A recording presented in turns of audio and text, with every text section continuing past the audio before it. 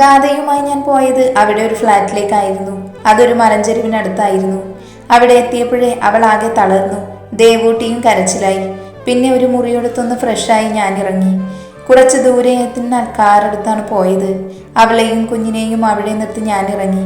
അപ്പോഴേ രണ്ടാളും അടുത്ത മട്ടായിരുന്നു. ഇനി ഒരൽപ്പം പോലും യാത്ര ചെയ്യാൻ വയ്യെന്ന് മുറവിളി കൂട്ടുമായിരുന്നു. ഞാൻ നേരെ സിറ്റി ഹോസ്പിറ്റലിലേക്ക് വിട്ടു. ഏകദേശം ഒരു 1.5 മണിക്കൂർ ശേഷം ഞാൻ ഹോസ്പിറ്റലിലെത്തി. അവിടുന്ന് അദ്ദേഹത്തെ കണ്ടു. കൂടെ അദ്ദേഹത്തിന്റെ മകനും ഭാര്യയും മാത്രമേ ഉണ്ടായിരുന്നുള്ളൂ. അവരാണെങ്കിൽ ആകെ തളർന്ന മട്ടായിരുന്നു. ഞാൻ എത്തിയതും അവർക്ക് ഡ്രസ്സ് എടുക്കാനും ആഹാരം മേടിക്കാനും മറ്റുമായി മകൻ വീട്ടിലേക്ക് പോയി. അതുകൊണ്ട് തന്നെ ഞാൻ അവർക്കൊപ്പം കൂട്ടായിരുന്നു. നേരം ഒത്തിരി വൈകിപ്പോയി. ഞാൻ അറിഞ്ഞതുമില്ല. ഈ സമയം ഗാഥയുടെ റൂമിൽ ഒരു കോളിംഗ് ബെൽ കേട്ടു. ദേവൂട്ടിയെ ബെഡിൽ കിടത്തി ഉറക്കി അവൾക്കൊപ്പം കിടക്കുമായിരുന്നു അവള്. നിർത്താതെയുള്ള കോളിംഗ് ബെല്ല് കേട്ടവൾ എഴുന്നേറ്റ് പോയി വാതിൽ തുറന്നു. അയ്യോ, ഇതാരാ? കിച്ചുവേട്ടനോ? വാ, അവൾ നിറഞ്ഞ പുഞ്ചിരിയോടെ പറഞ്ഞു. ആ. അവളെ കണ്ടതും അവൻ്റെ കണ്ണുകൾ പതിവിലും ഭംഗിയായി തിളങ്ങി. കിച്ചുവേട്ടൻ എന്താ ഇവിടെ? അവന് കുടിക്കാനുള്ള വെള്ളം എടുത്തുകൊണ്ട് ഗാഥ ചോദിച്ചു. ഞാനിവിടെ ഒരു ഫ്രണ്ടിനെ കാണാൻ വന്നതാ. അപ്പോഴാ അറിഞ്ഞ് നിങ്ങൾ ഇവിടെ ഉണ്ടെന്ന്. അപ്പോൾ ഒന്ന് കണ്ടിട്ട് പോവാന്ന് കരുതി, അവനൊരു ചിരിയോടെ പറഞ്ഞു. ആഹാ, വിച്ചേട്ടൻ്റെ പ്രൊഫസർ ഇവിടെ സുഖമില്ലാതെ ഹോസ്പിറ്റലിൽ അഡ്മിറ്റാണ്. വിച്ചേട്ടൻ അദ്ദേഹത്തെ കാണാൻ പോയതാ. ഞാനൊന്ന് വിളിച്ചു നോക്കട്ടെ. അവൾ അവനടുത്തിരുന്ന ടേബിൾ ചാർജ് വെച്ചിരുന്ന ഫോൺ എടുക്കാനൊരുങ്ങി അവൾ തിരിഞ്ഞു. അപ്പോഴേക്കും അവൻ്റെ പിടി അവളുടെ കയ്യിൽ വീണിരുന്നു. അവൾ ഞെട്ടി തിരിഞ്ഞു നോക്കി. ഗാഥ, കൈ വിട് കിച്ചുവേട്ടാ. ഡോ, എനിക്ക് തന്നോടൊന്ന് സംസാരിക്കണം പ്ലീസ്. കിച്ചുവേട്ടാ പ്ലീസ് വിട്, എൻ്റെ കൈ വേദനിക്കുന്നു. അവൾ ദയനീയമായി പറഞ്ഞതും അവൻ കൈവിട്ടു. സോറി. എന്തായിരുന്നു പറയാനുള്ളത്? അവൾ അവൻ്റെ അടുത്തുനിന്ന് കുറച്ചു മാറി നിന്നുകൊണ്ട് പറഞ്ഞു. എനിക്ക് തന്നെ ഇഷ്ടമാണ് ഗാഥ. അത് വിച്ചുവിനോട് ആദ്യം പറയാനാണ് ഞാനന്ന് അവൻ്റെ വീട്ടിൽ വന്നത്. പക്ഷെ അപ്പോഴേക്കും നീ വിച്ചുവിൻ്റെതായി മാറിയിരുന്നു. അവളൊരു ഞെട്ടലോടെ അവനെ നോക്കി. സഹിക്കാൻ കഴിയുന്നില്ല എനിക്ക്. അതുമായി പൊരുത്തപ്പെടാൻ ഞാൻ ഒത്തിരി ശ്രമിച്ചു നോക്കി.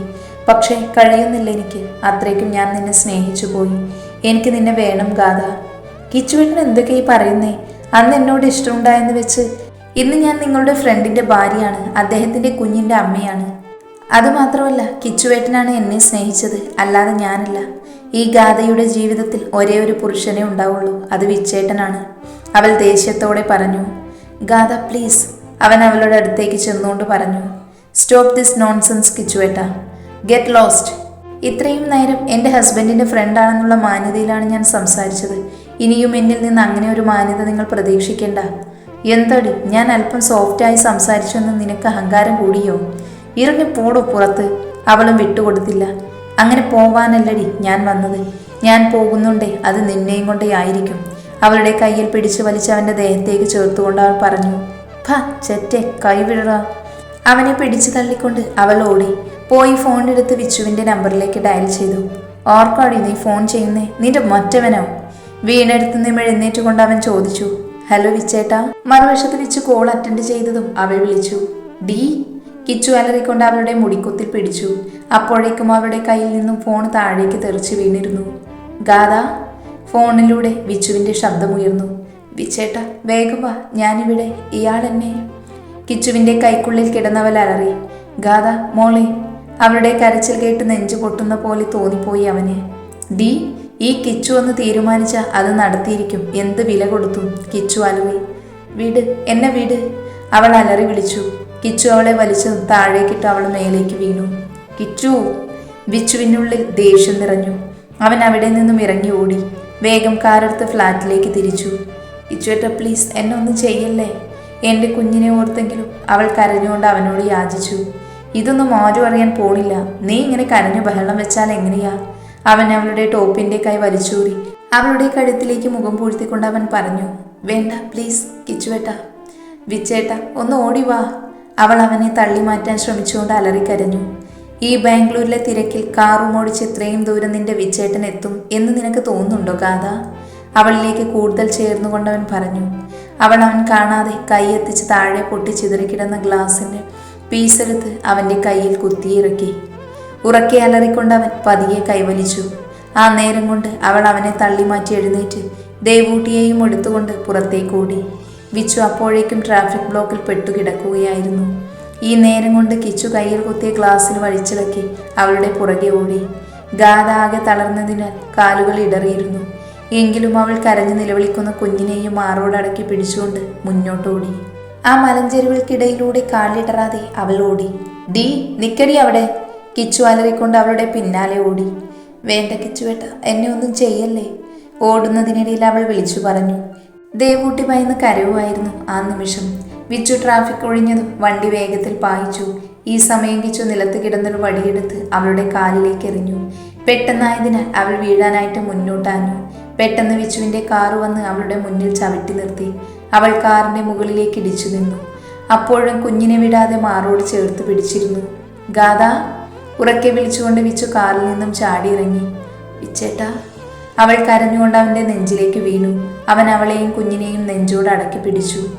അപ്പോഴും കിച്ചു ഗാഥയിലേക്ക് അടുക്കാൻ കാലുകൾ ചലിപ്പിക്കുകയായിരുന്നു. വിച്ചു അവനെ കണ്ടതും കണ്ണിൽ പക നിറഞ്ഞു. ഡോ, നീ എൻ്റെ പെണ്ണിനെ! ഗാഥയെ പുറകിൽ നിർത്തി വിച്ചു മുന്നോട്ട് കുതിച്ചു ചെന്ന് കിച്ചുവിൻ്റെ നെഞ്ചിൽ ആഞ്ഞു ചവിട്ടി അവൻ പിന്നിലേക്ക് തെറിച്ചു വീണു. വിച്ചു, എനിക്ക് വേണോ അവളെ? അവളെ എനിക്ക് തന്നേക്ക് നീ! ആ വീഴ്ചയിലും നിലത്ത് കിടന്നുകൊണ്ട് കിച്ചു പറഞ്ഞു. പന്ന മോനെ, എൻ്റെ പെണ്ണിനെ ഞാൻ നിനക്ക് തരണം അല്ലേ? അതിനെ വിച്ചു മരിക്കണം! നിലത്ത് കിടന്നവൻ്റെ നെഞ്ചിൽ ആഞ്ഞു ആഞ്ഞു ചവിട്ടിക്കൊണ്ട് വിച്ചു അലറി. ഗാഥാകെ പേടിച്ച് കുഞ്ഞിനെ പൊതിഞ്ഞു പിടിച്ചുകൊണ്ട് കാറിൽ ചാരി നിന്ന് കിതപ്പടക്കുകയായിരുന്നു. അവളാകെ തളർന്നിരുന്നു. അടുത്ത നിമിഷം കിച്ചു അവൻ്റെ കാലിൽ പിടിച്ചു വലിച്ച് താഴെയിട്ടു. വിച്ചേട്ടാ! ഗാഥ പേടിച്ചു വിളിച്ചു. അവളുടെ വിളി കേട്ടതും കിച്ചു തിരിഞ്ഞു നോക്കി. ചുണ്ടിൽ ക്രൂരമായ ചിരിയോടെ അവൻ വിച്ചുവിൻ്റെ നെഞ്ചിൽ ആഞ്ഞു ചവിട്ടി. അവൻ കിച്ചുവിനെ ആഞ്ഞു തള്ളി എഴുന്നേറ്റു. അവൻ തെറിച്ചു വീണു. ശേഷം നിലത്ത് കിടന്ന തടിയെടുത്ത് അവനെ അടിച്ചു. കിച്ചു അലറി വിളിച്ചു. എന്നിട്ടും വിച്ചു അവനെ വിട്ടില്ല. അവൻ വീണ്ടും അവനെ അടിച്ചുകൊണ്ടിരുന്നു. വിച്ചു പ്ലീസ്, ഞാൻ പൊയ്ക്കോളാം! കിച്ചു അവനെ നോക്കി കൈകൂപ്പി പറഞ്ഞു. വിച്ചേട്ട വേണ്ട, നമുക്ക് പോവാം! ദേവൂട്ടിയെ കാറിൽ കിടത്തിയ ശേഷം അവൾ വിച്ചുവിൻ്റെ അടുത്തേക്ക് ചെന്നുകൊണ്ട് പറഞ്ഞു. വേണ്ട ഗാഥ, നീ പോയി കാറിലിരിക്ക്. ഇവന് എന്ത് ചെയ്യണമെന്ന് എനിക്കറിയാം! വിച്ചു ദേഷ്യത്തിൽ പറഞ്ഞുകൊണ്ട് വീണ്ടും അവനെ അടിച്ചുകൊണ്ടിരുന്നു. വിച്ചു പ്ലീസ്!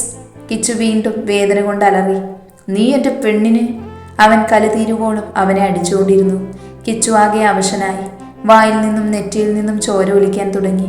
വിച്ചേട്ടാ, പോവാൻ നമുക്ക്, വാ! ഗാഥ അവനെയും വലിച്ചുകൊണ്ട് നടന്നു. ഇനി ഒരിക്കലും നിന്നെ എൻ്റെ കൺമുന്നിൽ കണ്ടുപോവരുത്, മനസ്സിലായോടാ പന്ന മോനെ! അവനെ നോക്കി അലറിക്കൊണ്ട് വിച്ചു ഗാഥയെ ചേർത്ത് പിടിച്ചു നടന്നു. കിച്ചു അവശ നിലയിലും പതിയെ എഴുന്നേൽക്കാൻ ശ്രമിച്ചു. ആദ്യം അവനെ കൊണ്ട് സാധിച്ചില്ലെങ്കിലും അടുത്ത ശ്രമത്തിൽ അവൻ എഴുന്നേറ്റു. ശേഷം അവരുടെ പുറകെ പോയി. വിച്ചു അവളെ കാറിലേക്ക് കയറ്റി ഡോർ അടച്ച ശേഷം തിരിഞ്ഞതും കിച്ചു അവൻ്റെ തലക്കടിച്ചു. വിച്ചു വേദന കൊണ്ട് നിലത്തേക്ക് ഊർന്നിരുന്നു പോയി. അവൻ്റെ തല പൊട്ടിയിരുന്നു. വിച്ചേട്ടാ! അലറിക്കൊണ്ടവൾ പുറത്തേക്കിറങ്ങി. കിച്ചു അവൻ്റെ തലക്കടിച്ചു. വേണ്ട, എൻ്റെ വിച്ചേട്ടനൊന്നും ചെയ്യല്ലേ! അവൾ അവനെ പിടിച്ചു മാറ്റാൻ ശ്രമിച്ചുകൊണ്ട് പറഞ്ഞു. മോറടി! അവൾ പിടിച്ചിരുന്ന കൈ കുടഞ്ഞ് പുറകോട്ട് തള്ളി. പ്രതീക്ഷിക്കാതെ ആയതിനാൽ അവൾ പുറകോട്ട് ആഞ്ഞു ചവിട്ടിയിരുന്ന കല്ല് തെറ്റി അവൾ കൊക്കയിലേക്ക് വീണു. വിച്ചേട്ടാ! അലറിക്കൊണ്ടവൾ താഴ്ന്നു പോയി. ഗാഥ! കിച്ചുവിൻ്റെ തല്ലിനിടയിലും അവൻ അലറി. അവിടെ ആ നിമിഷം എല്ലാം നഷ്ടപ്പെട്ടിരുന്നു എനിക്ക്. പിന്നീട് കിച്ചു എനിക്കെതിരെ കള്ളസാക്ഷി പറഞ്ഞു. ഞാൻ എൻ്റെ പെണ്ണിനെ കൊന്നു കളഞ്ഞു എന്ന്. എൻ്റെ കുഞ്ഞ്, എൻ്റെ ദേവൂട്ടിയെ പിന്നീട് അഭിയാണ് സംരക്ഷിച്ചത്. ഏകദേശം 2 വർഷത്തോളം എൻ്റെ കുഞ്ഞിനെ അമ്മയുടെയും അച്ഛൻ്റെയും സ്നേഹം നിഷേധിക്കപ്പെട്ടു. പറഞ്ഞു തീർന്നതും വിച്ചുവിൻ്റെ കണ്ണ് നിറഞ്ഞൊഴുകി. ഒപ്പം ധനുവിൻ്റെയും. അവ കാണാതെ പുറകിലായി ഗൗതമും ശ്രീയും ഉണ്ടായിരുന്നു. അവരിലും സങ്കടം ഉച്ചസ്ഥായിയിൽ എത്തിയിരുന്നു. ഗൗതം പൊട്ടിക്കരഞ്ഞോണ്ട് നിലത്തേക്കിരുന്നു. ശ്രീ അവൻ്റെ തോളിൽ കൈവച്ചു. എൻ്റെ കുഞ്ഞ്! അവൻ നെഞ്ചുപൊട്ടി കരഞ്ഞു. പെട്ടെന്ന് പുറകിൽ ആരുടെയോ ശബ്ദം കേട്ട് വിച്ചു തിരിഞ്ഞു നോക്കി. ഗൗതം! അവൻ എഴുന്നേറ്റ് അവൻ്റെ അടുത്തേക്ക് ഓടി. പുറകെ ധനുവും. വിച്ചേട്ടാ, ഞാൻ! അവൻ കരഞ്ഞുകൊണ്ട് അവനെ കെട്ടിപ്പിടിച്ചു. അവൻ ഗൗതമിൻ്റെ മുതുകിൽ തടവി ആശ്വസിപ്പിച്ചു. അവൻ്റെ കണ്ണുകളും കലങ്ങിയിരുന്നു. ധനുവിനെ ഒരു നിമിഷം നോക്കി നിന്നു പോയി ശ്രീ. അവളുടെ കണ്ണുകളിലും ഉണ്ടായിരുന്നു ഒരു തീരാ ദുഃഖത്തിൻ്റെ ബാക്കി പത്രം, നഷ്ടപ്രണയത്തിൻ്റെ അവശേഷിപ്പുകൾ. ശ്രീയുടെ കണ്ണുകൾ അവളിലായിരുന്നുവെങ്കിലും ധനുവിൻ്റെ ഒരു നോട്ടം പോലും അവനിലേക്ക് പോയിരുന്നില്ല. അത് ചെറിയ രീതിയിൽ അവനിൽ വേദന നിറച്ചു. ഗൗതം, ഞാൻ! വിച്ചു അവനെ തന്നിൽ നിന്ന് അടർത്തി മാറ്റിക്കൊണ്ട് പറഞ്ഞു തുടങ്ങി. ക്ഷമിക്ക് വിച്ചേട്ടാ, ഞാനൊന്നും അറിയാതെ. കിച്ചുവേട്ടൻ പറഞ്ഞ് ഞാനും വിശ്വസിച്ചു പോയി. ഇതിൻ്റെയൊക്കെ പിന്നിൽ അവനാണെന്ന് ഞാൻ അറിഞ്ഞിരുന്നില്ല. നിറഞ്ഞൊഴുകുന്ന കണ്ണുകൾ 1000 തവണ വിച്ചുവിനോട് മാപ്പ് പറയുന്നുണ്ടായിരുന്നു. വേണ്ട മോനെ, എനിക്ക് സങ്കടമൊന്നുമില്ല. പക്ഷേ എൻ്റെ ഗാഥ, എൻ്റെ ദേവൂട്ടിക്ക് ഇനി ഞാൻ മാത്രമേ ഉള്ളൂ. അവൾക്ക് വേണ്ടി എനിക്ക് ജീവിച്ചേ മതിയാകൂ. ഒപ്പം അവനെ എനിക്ക് തീർക്കണം. അത് പറയുമ്പോൾ വിച്ചുവിൻ്റെ കണ്ണിൽ പക നിറഞ്ഞു. എന്തിനു ഞാൻ ഉണ്ടാവും വിച്ചേട്ടാ, എൻ്റെ ഒരേയൊരു പെങ്ങളാവൻ, ഗൗതം കൂടി പറഞ്ഞു. ശ്രീ മോനെ, ഞാനോ ധനുവോ അറിഞ്ഞുകൊണ്ടൊരു തെറ്റും ചെയ്തിട്ടില്ല. അന്ന് സംഭവിച്ചത് എന്താണെന്ന് അറിയാതെയാണ് നീ അവളോട് അങ്ങനെയൊക്കെ പെരുമാറിയത്. വിച്ചു എഴുന്നേറ്റ് ശ്രീക്ക് നേരെ തിരിഞ്ഞുകൊണ്ട് പറഞ്ഞു. ആ നിമിഷം ധനുവിൻ്റെ ദൃഷ്ടി മറ്റെങ്ങോ പായിച്ചു നിന്നു. ശ്രീ ഒരു നിമിഷം ധനുവിനെ നോക്കി. എന്താണെന്ന് സംഭവിച്ചെന്ന് ധനു പറയും. വിച്ചു പറഞ്ഞതും അവൾ അവനെ നോക്കി. എന്നിട്ട് പറഞ്ഞു തുടങ്ങി. അന്ന് ഒത്തിരി വൈകിയാണ് ശ്രീയേട്ടൻ ഹോസ്പിറ്റലിലേക്ക് ഇറങ്ങിയത്. അത് ഞാൻ കാരണമായിരുന്നു. തലേ ദിവസം ഒത്തിരി വൈകിയായിരുന്നു ഉറങ്ങിയത്. അതിൻ്റെ ക്ഷീണത്തിൽ ഞാൻ എഴുന്നേൽക്കാൻ വൈകി. പക്ഷേ ശ്രീയേട്ടൻ നേരത്തെ എണീറ്റ് റെഡിയായി. പോകാൻ നേരം ദേഷ്യത്തിലാണ് എന്നെ വിളിച്ചുണർത്തിയത്. ഹോസ്പിറ്റലിൽ എന്തോ ഇഷ്യൂ ആയിരുന്നു എന്ന് എനിക്ക് ഫോണിലൂടെ ശ്രീയേട്ടൻ്റെ സംസാരത്തിൽ നിന്ന് ബോധ്യമായി. ഞാൻ ധൃതിയിൽ എഴുന്നേറ്റ് ഫ്രഷായി അടുക്കളയിലേക്ക് പോയി ചായ ഇട്ടു. ശ്രീയേട്ടന് കൊടുത്തു. അപ്പോഴേക്കും ലക്ഷ്മി അമ്മയുടെ വക വഴക്ക് തുടങ്ങിയിരുന്നു. ആ ദേഷ്യത്തിൽ ശ്രീയേട്ടൻ ചായക്കപ്പൻ്റെ കയ്യിലേക്ക് വെച്ചിട്ട് ഇറങ്ങാൻ നിന്നതും ഗ്ലാസ് എൻ്റെ കയ്യിൽ നിന്നും വീണുടഞ്ഞു. അതിലുണ്ടായിരുന്നു കുറച്ച് ചായ ഏട്ടൻ്റെ ഡ്രസ്സിലായി. അമ്മയോടുള്ള ദേഷ്യത്തിൽ ശ്രീയേട്ടൻ എന്നെ വഴക്ക് പറഞ്ഞിറങ്ങിപ്പോയി. ഞാൻ നേരെ കിച്ചണിലേക്കും. പക്ഷെ എനിക്കെന്തോ തല കറങ്ങുന്നത് പോലെ തോന്നി. ഞാൻ പതിയെ ചുവരിൽ പിടിച്ച് റൂമിലേക്ക് നടന്നു. സ്റ്റെപ്പിനടുത്തെത്തിയതും കണ്ണിൽ ഇരുട്ട് പടർന്നതും ഒന്നിച്ചായിരുന്നു. പക്ഷെ വീഴും മുന്നേ എന്നെ ആരോ താങ്ങി പിടിച്ചു. അത് വിച്ചേട്ടനായിരുന്നു എന്ന് എനിക്ക് ബോധം വന്നപ്പോഴാണ് മനസ്സിലായത്. വിച്ചേട്ടൻ എന്നെ എടുത്ത് റൂമിൽ കൊണ്ട് കിടത്തി. ആ ഫോട്ടോ ആണ് ബാല ഫോണിൽ പകർത്തിയത്. ഒപ്പം എന്നെ ബെഡിൽ കിടത്തുന്നതും. ബെഡിൽ കിടത്തിയപ്പോൾ എൻ്റെ സാരി ഒരൽപ്പം തെന്നി മാറിയിരുന്നു. അത് വിച്ചേട്ടൻ നേരെയാക്കുന്നതും അവൾ ഫോണിൽ പകർത്തി. എന്നിട്ട് ഹോസ്പിറ്റലായിരുന്ന ശ്രീയേട്ടന് ഈ ഫോട്ടോസ് അയച്ച ശേഷം എന്തൊക്കെയോ കൂടി പറഞ്ഞു ഫലിപ്പിച്ചു. ഇതാണെന്ന് സംഭവിച്ചത്. അവൾ ദൂരേക്ക് നോക്കി പറഞ്ഞു. ശ്രീ, ഒന്ന് നീ മനസ്സിലാക്കണം. ബാലയെ പോലെ തന്നെയാണ് എനിക്കിവളും. എൻ്റെ കുഞ്ഞു പെങ്ങളായിട്ടേ ഞാൻ കണ്ടിട്ടുള്ളൂ. അല്ലാതെ അമ്മയും പറയും പോലെ ഇവളെ ഞാൻ എൻ്റെ ഗാഥയുടെ സ്ഥാനത്ത് കണ്ടിട്ടില്ല. അവളുടെ സ്ഥാനത്ത് അവൾ മാത്രമേ ഉള്ളൂ. അതിനി എന്നും അങ്ങനെയായിരിക്കും. അതൊരിക്കലും മാറില്ല. അത്രയും പറഞ്ഞവൻ ധനുവിനെ ഒന്ന് നോക്കി വീട്ടിലേക്ക് നടന്നു.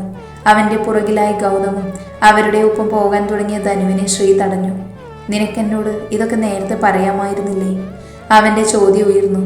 ശ്രീയേട്ടൻ എന്നും ശ്രീയേട്ടൻ്റെ ന്യായങ്ങൾ ഉണ്ടായിരുന്നു. അതുകൊണ്ടല്ലേ ഞാൻ സത്യം പറയാൻ ഒത്തിരി പ്രാവശ്യം ശ്രമിച്ചിട്ടും എന്നെ കേൾക്കാൻ കൂട്ടാക്കാതെ അമ്മയും ബാലയും പറഞ്ഞത് മാത്രം വിശ്വസിച്ചത്. ശരിയാണ് ധനു, എനിക്ക് വിച്ചേട്ടൻ്റെ മേൽ തെറ്റിദ്ധാരണ ഉണ്ടായിരുന്നു. അതുകൊണ്ടാണ് ഇങ്ങനെ കാര്യം. അത് നീയുമായിട്ട് ബന്ധം കാര്യം കേട്ടപ്പോൾ നിയന്ത്രണം വിട്ടുപോയത്, അവൻ പറഞ്ഞു. അപ്പോൾ ശ്രീയേട്ടന് എന്നെയും വിശ്വാസമില്ലായിരുന്നു എന്നല്ലേ അതിൻ്റെ അർത്ഥം? അയ്യോ, അങ്ങനെയൊന്നും അല്ല മോളെ, അവൻ അവളുടെ കയ്യിൽ തൊടാൻ വന്നുകൊണ്ട് പറഞ്ഞു. വേണ്ട ശ്രീയേട്ട, എനിക്ക് മനസ്സിലായി. എന്തൊക്കെയായാലും ഏട്ടനൊന്ന് ഓർക്കണമായിരുന്നു. എന്നെ പൊന്നുപോലെ നോക്കി വളർത്തിയ എൻ്റെ ഒരേ ഒരു ഏട്ടനെ വിട്ടാണ് ഞാൻ ശ്രീയേട്ടൻ്റെ കൂടെ ഇറങ്ങിപ്പോകുന്നത്. അന്നും നേരത്തെ ഇവിടെ നിന്ന് കരഞ്ഞ ആ മനുഷ്യനുണ്ടായിരുന്നുള്ളൂ. ആ പാവത്തിനെയാ നിങ്ങൾ സംശയിച്ചത്. നിങ്ങളെ ജീവനെ പോലെ സ്നേഹിച്ച എന്നെയാ നിങ്ങൾ സംശയിച്ചത്. മോളെ, ഞാൻ മതി ശ്രീയേട്ട, ന്യായീകരണം എനിക്ക് കേൾക്കണ്ട. ഇനിയിപ്പോൾ അമ്മ പറയും പോലെ ഗൗരിയെ കെട്ടി സുഖമായിട്ട് ജീവിച്ചോളൂ. ഞാനൊരു തടസ്സമാവില്ല. അത്രയും പറഞ്ഞവൾ മുന്നോട്ട് നടക്കാൻ ഒരുങ്ങിയതും അവൻ അവളുടെ കയ്യിൽ പിടിച്ചു വലിച്ച് അവൻ്റെ നെഞ്ചോട് ചേർത്തു. അവൾ അവനെ തള്ളി മാറ്റാൻ ശ്രമിച്ചു. എൻ്റെ കണ്ണിൽ നോക്കി പറ, നീ എന്നെ വിട്ടുപോകൂ? ഞാൻ അവളെ കെട്ടണോ? അവൻ ചോദിച്ചതും അവളൊന്ന് പതറി മുഖം കുനിച്ചു നിന്നു. പറയടി, വിടെന്നെ. ഞാൻ ചോദിച്ചതിന് ഉത്തരം താ, എന്നിട്ട് വിടാം. എന്ത്, പോവോ ഇല്ലയോ? പോവും. അവൻ്റെ കണ്ണിൽ നോക്കാതെ ദൂരേക്ക് മിഴുന്നിട്ട് അവൾ പറഞ്ഞു. എൻ്റെ കണ്ണിൽ നോക്കി പറയൂ ധനു, നിനക്കെന്നെ വേണ്ടെന്ന്, നീ എന്നെ വിട്ടു പോവുകയാണെന്ന്, നിനക്കെന്നെ വെറുപ്പാണെന്നും അവൻ കുറച്ച് ഉച്ചത്തിൽ പറഞ്ഞു. ഒപ്പം അവളിലുള്ള പിടിമുറുക്കി വന്നു. ഇല്ല ശ്രീയേട്ട, നിങ്ങളെ വെറുക്കാൻ എനിക്കാവില്ല. പക്ഷേ നിങ്ങൾ ചെയ്ത പ്രവൃത്തി പൊറുക്കാനും പെട്ടെന്ന് എനിക്കാവില്ല. അവൾ പറഞ്ഞതും അവൻ്റെ ചുണ്ടിലൊരു പുഞ്ചിരി വിരിഞ്ഞു. ആ ചിരിയോടെ അവൻ അവളുടെ മുഖത്തേക്ക് മുഖം അടുപ്പിച്ചു. അവൾ തലപ്പുറകിലേക്ക് നീക്കി. അവൻ കുറച്ചുകൂടി അവളിലേക്ക് അടുത്തു. അവളുടെ തലയ്ക്ക് പുറകിൽ ഒരു കൈകൊണ്ട് മുറുകെ പിടിച്ച് അവൻ്റെ മുഖത്തിനടുത്തേക്ക് കൊണ്ടുവന്നു. ശേഷം അവളെ ഒന്ന് നോക്കി ചുണ്ടിൽ ചുണ്ട് കൂർത്തു. അവൾ എതിർക്കാൻ ശ്രമിച്ചെങ്കിലും സാധിച്ചില്ല. പിന്നെ അവളും അതിൽ ലയിച്ചു. അവൻ്റെ സ്നേഹത്തിനായി, അവൻ്റെ ഒരു സ്പർശനത്തിനായി ഒത്തിരി കൊതിച്ചിരുന്നു അവൾ.